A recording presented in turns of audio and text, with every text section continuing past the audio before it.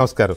రచనారెడ్డి గారు, ఒక సభ్యుడి రాజీనామాని ఆమోదించడం, ఆమోదించకపోవడం maybe speaker or chairman's discretionary powers as per rules.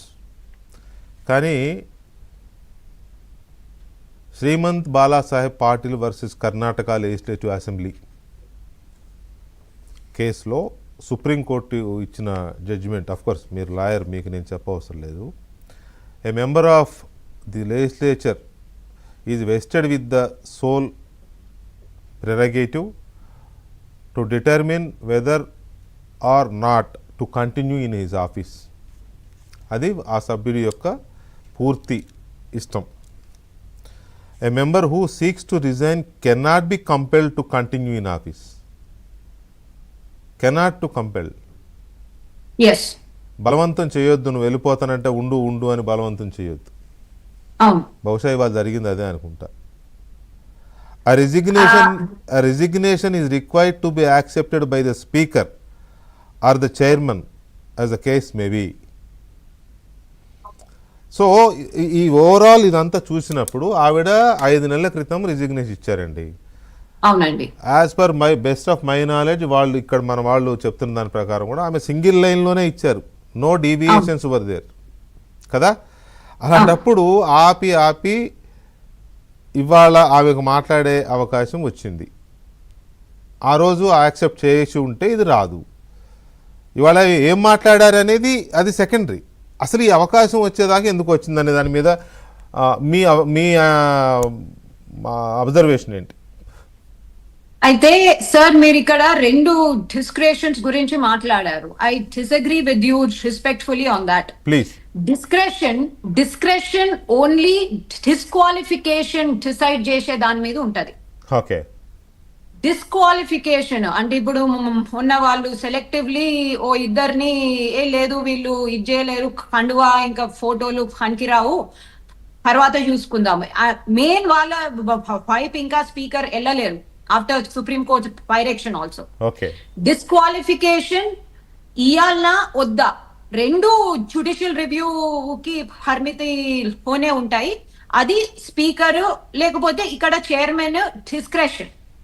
కానీ single line resignation in form దాంట్లో డిస్క్రెషన్ కి అసలు ఎటువంటి ప్లేస్ ఉండదండి. ఇట్ షుడ్ బి యాక్సెప్టెడ్ అంతే. ఫ్రమ్ ద డే యాక్సెప్టెడ్ కూడా కాదు. యాక్సెప్టెడ్ అంటే మనం మళ్ళీ డిస్క్రెషన్ తెస్తున్నాం. రిజైన్ చేసిండ్రు అంటే ఆ మూమెంట్ నుంచి he or she is not a member of the council or the assembly or the houses of the parliament. Correct. So కవిత గారు 5 months కింద ఏ డేట్ రోజు అయితే ఆ single line resignation in form ఇచ్చిండ్రో ఆ రోజే she stopped being a member of the council. దీనికి acceptance reject ఏమీ లేదు. ఈ రోజు తను కౌన్సిల్లోకి రావడము, కౌన్సిల్లో మాట్లాడే అవకాశం ఇవ్వడము, ఇవన్నీ ఇర్రెగ్యులారిటీస్ అండ్ ఇల్లీగాలిటీసే. సో అందుకని యాజ్ అ ఉమెన్ నేను I understand family problems, I understand problems of big political families. నేను ఆమె మనస్తత్వాన్ని లేకపోతే ఆమె బాధను లేకపోతే ఇంకో దాన్ని నేను అసలు ఐఎమ్ నాట్ క్వశ్చనింగ్ దట్, ఎందుకంటే I'm not concern with that. అసలు ఇవాళ ఆమె కౌన్సిల్ కి రిజైన్ చేసింది. సో కౌన్సిల్ కి ఎందుకు వచ్చింది? కౌన్సిల్ కి వచ్చినప్పుడు ఈ బిజినెస్ ఆఫ్ ద గవర్నమెంట్ అంటాం. బిజినెస్ ఆఫ్ ద గవర్నమెంట్ ని వదిలేసి దాంట్లో కూడా కాంగ్రెస్ ప్యానలిస్ట్ అన్నారు discretion of the chairman. No, it's not the discretion of the chairman.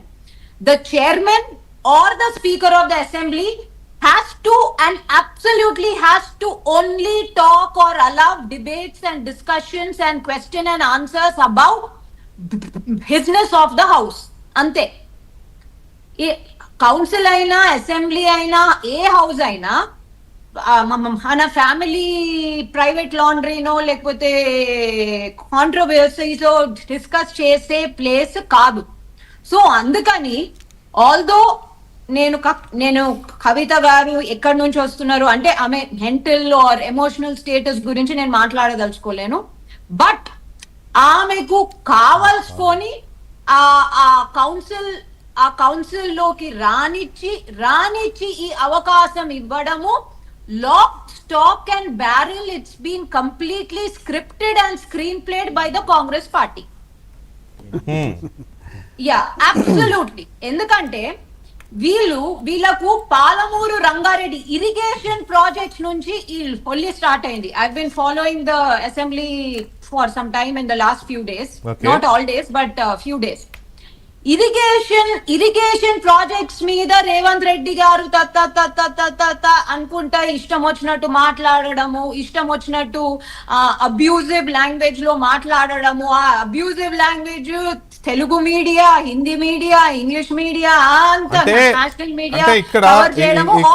ఇక్కడ ఏమవుతుందంటే రచనారెడ్డి గారు, సో నేను ఒక్క నిమిషం completed what I'm trying to say is that ఆ డిబేట్, ఆ irrigation water and sharing of water debate discussion నుంచి బిజినెస్ ఆఫ్ ద స్టేట్ నుంచి మన దృష్టిని డైవర్ట్ చేయడానికే ఈ రోజు కౌన్సిల్లో ఈ స్క్రిప్ట్ స్క్రీన్ ప్లే జరిగింది అని నేను ఖరాఖండిగా అంటున్నాను. ఓకే పోనీ ఇప్పుడు రాజకీయాల్లో